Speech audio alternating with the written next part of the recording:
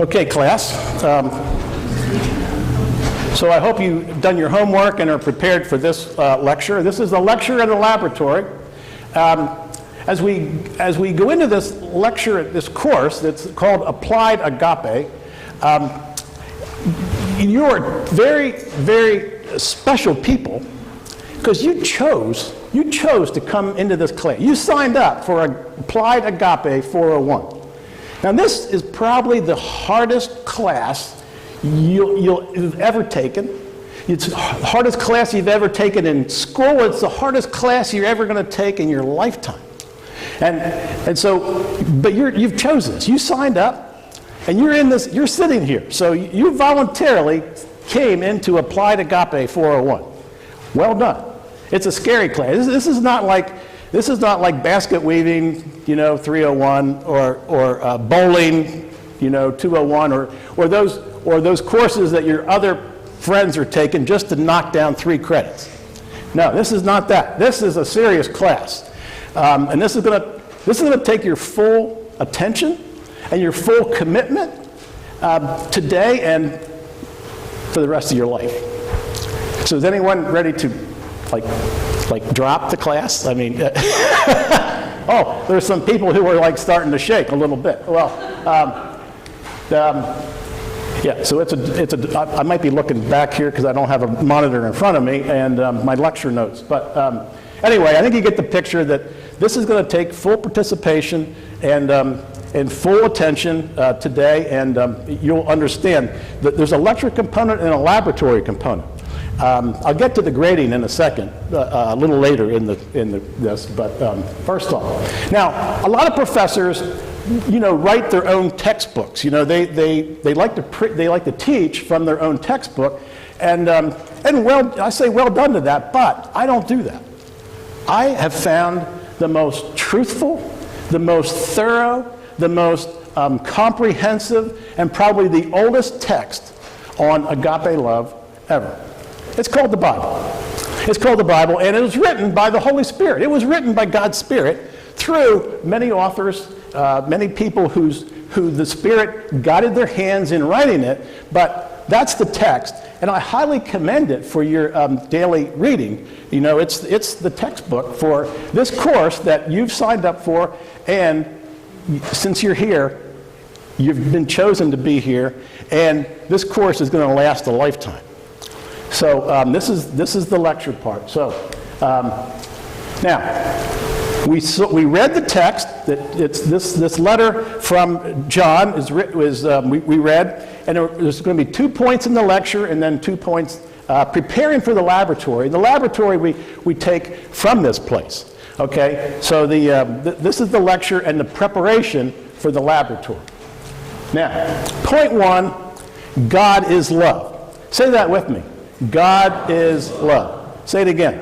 God is love. That's good. Now, I'll tell you what, there are so many significant pieces of those 3 words. You actually had to be at Bible study. There was a lecture at Bible study this past week on the ramifications of what that means, God is love. It's huge.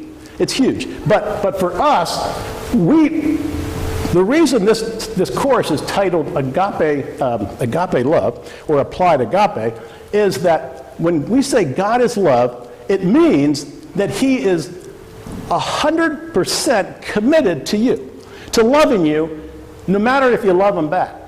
He loves you unconditionally. In other words, He loved you first. He poured His love into you, even when we are nasty, hateful, spiteful, egotistical, proud people. When we want to go our own way, He's still pouring His love out in you and on you, unconditionally. That, my friends, is what agape love is. We say we love, I love pizza, I love my chicken salad, you know that, and I love my porridge and all these things. But, that's just that's like I really enjoy that. Agape love is unconditional love that He pours into us. He loves us first. Like as I said, He loves us before anything. It's a total commitment. He's committed to you. He's committed to me. He's committed to us. And he deliberately and sacrificially pours love. So he redefines what love is. And that's so important. It's so important. We're going to see ramifications of that later. So that's point one. God is love. And I think you understand now that, that agape love is different than loving pizza or soda or hamburgers and stuff that you love. Or even, anyway. So point two. Point two, God is love. And because he's love, he pours out into you his agape love, one, but also he pours into you faith, and it's why it's why you're here. He gave you faith. He gave you the impetus to come here and explore deeper issues in life. So he gave you faith. He's the one that, and he gives you his Spirit. So he gives you love. He gives you faith. He gives you his Spirit. He draws you here, and he empowers you with that. So these are so important that because he does that, that's the only way that we can agape love outward. That's the only reason that we can be energized and do things unconditionally for other people. Now, it's a little explanation of because he pours out his Spirit on you. Many of you, and probably all of you, have said, you know what? I love God. I believe that Jesus Christ is God's Son. I believe that. And the reason that you do believe that is he poured his love into you and continues to pour his love into you. Whether you say it or not, I think all of you have said it and all of you believe it. And if you haven't said it or if you don't believe it, guess what? He's going to keep pouring his love into you. He's going to keep pouring it unconditionally. He's going to love you until you do. He's going to keep loving you until you just go, okay, I get it. I'm loved with an everlasting love, a sacrificial agape love. I can't escape it. I can't run. I can't hide from God's love. He's going to love you to the very end. He's going to love you to the very end. And that is serious. Now, because we're loved with that kind of love, we participate. We're called, that's who we are. We're called to participate in that kind of love. Now, I'll give you a couple of examples. If you're a carpenter, you engage with wood, you work with wood, and you love the feel of it, and you love to cut it and shape it, and you're an artisan with wood. So you do that. If you're an accountant, you engage with numbers and spreadsheets and calculators, and that's kind of the work that you do. If you're a teacher, you pour yourself into kids and the values, and you're trying to give them knowledge and share what your expertise. It's what you do and who you work with. But therefore, since we're loved by God unconditionally, deliberately, sacrificially, since he pours his love into us, besides anything else we do, we are called to participate in that love and to actively, sacrificially, deliberately, unconditionally pour his love out into others. Just as we work as accountants and carpenters and teachers and all that, we are called to love the same way God loved us, intentionally. And it doesn't matter what people do to us, what people say. It doesn't matter what happens to us. He loves us, and calls us to love in the same way. Now, friends, that is so radical. That is so countercultural. Aren't you glad you signed up for Applied Agape? I mean, holy cow. This is deep, my friends. This is like postgraduate stuff. So we understand that God's the one who gave you his love. He gave you the faith, the Spirit to follow this. And so, therefore, we choose. Love is a choice. I've said this hundreds of times. You choose to love. You choose to love whether or not you're getting the love back. And that's the hardest possible work. Now, we're going to see a little video, I think, to sort of summarize this. The Bible tells us to love. Have you ever wondered why we don't? After all, how do we even know what love really is? The Bible talks a lot about love, and one of the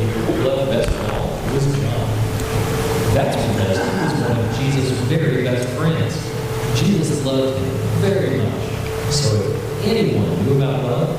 John did. John wrote a letter that we call the book of 1 John in the Bible. It says that love comes from God. Love is who God is, and only God can give us a new heart, a heart that knows Him and loves like He does. The person who refuses to love doesn't really know anything about God, because God is love. So when you know God, you know real love. And I'm not talking about the kissing kind of love that we read about in books or see in movies either. This kind of love is different. This kind of love starts with God. Not that we once upon a time loved Him, but that He loved us. God loves us so much. And this is how we know it. God sent His only Son, Jesus, into the world so we could have a close friendship with God and know His love. God loved us first. He didn't wait for us to come to Him. He came to us instead. If God loved us like that, should we love others like that too? When we love one another, we show what God is like. As we love others, His love becomes stronger and healthier and bigger inside of us. That's perfect love. That's the kind of love the whole world can see. So we can love others because we can show them the kind of love God has for us. So you see, whoever loves God must also love others. Loving God includes loving people. You can't love one without the other. You've got to love both. That's because God is love. Real love. And that's what it's all about.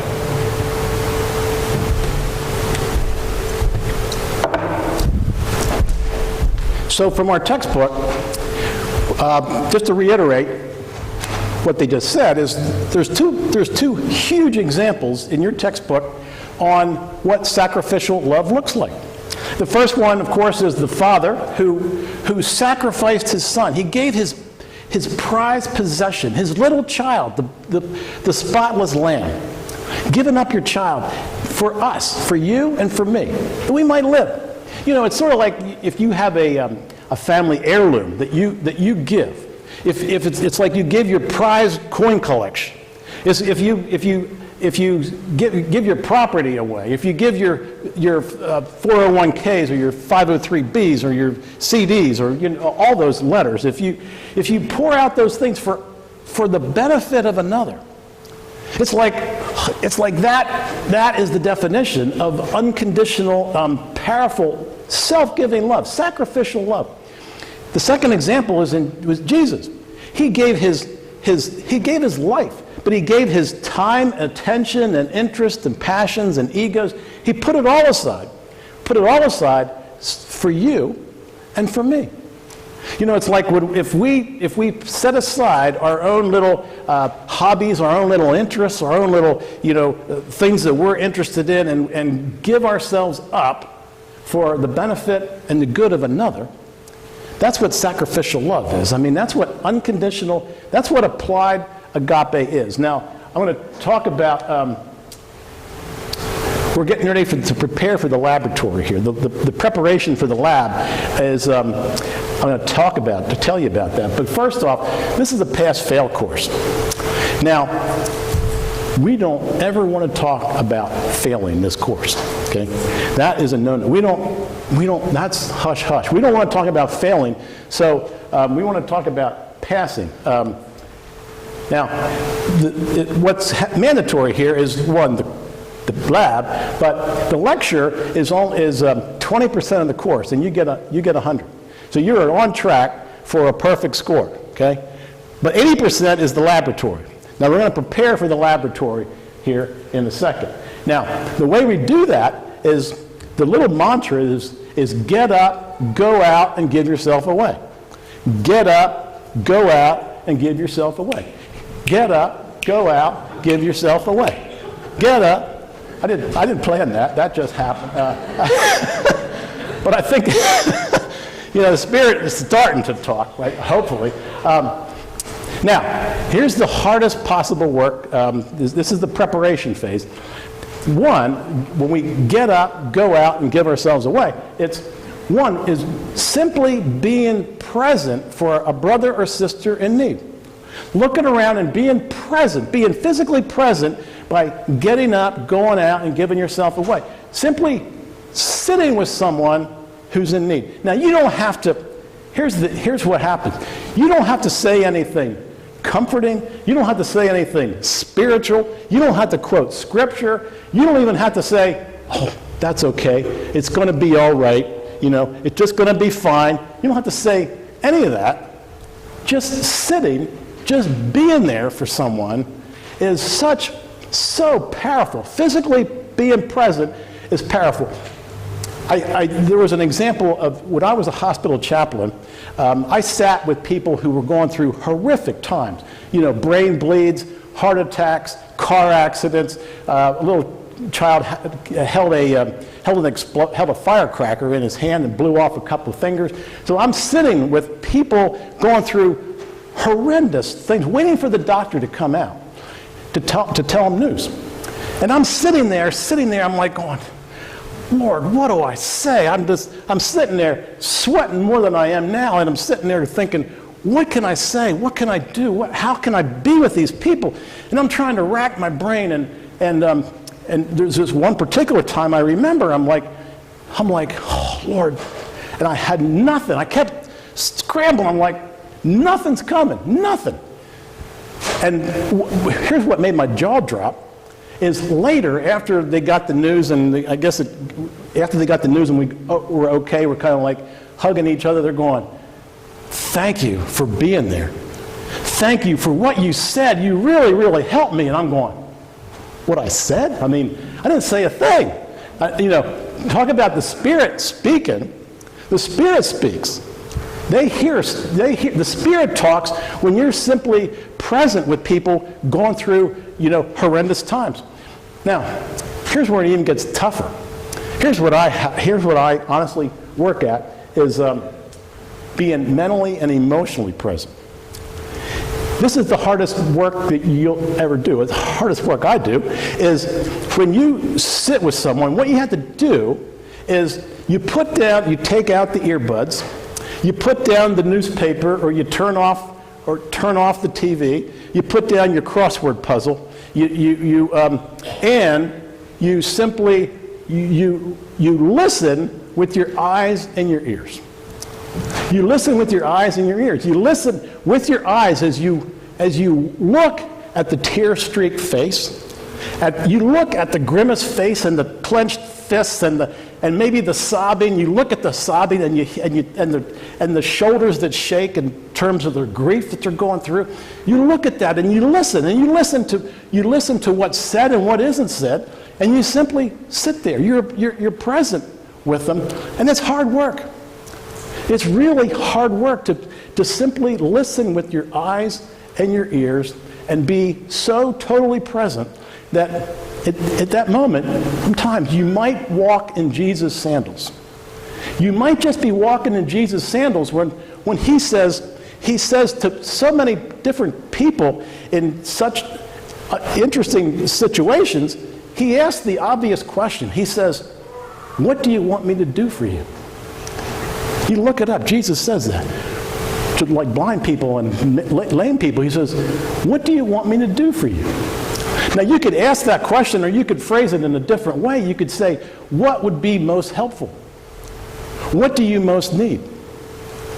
But simply physically being present, being mentally, emotionally present, and just simply walking in Jesus' sandals with them, that, my friends, when you understand these points, these 2 points, simple points, you're ready for the laboratory. So, the lab, when we leave here, is get up, go out, and give yourself away. Get up, go out, and give yourself away. Get up, go out, and give yourself away. So you might want to just write down one person's name in your notebook. One person's name that is a friend, it's a brother, sister, relative, someone who has a need, and then you get up, you go out, you give yourself away. Amen.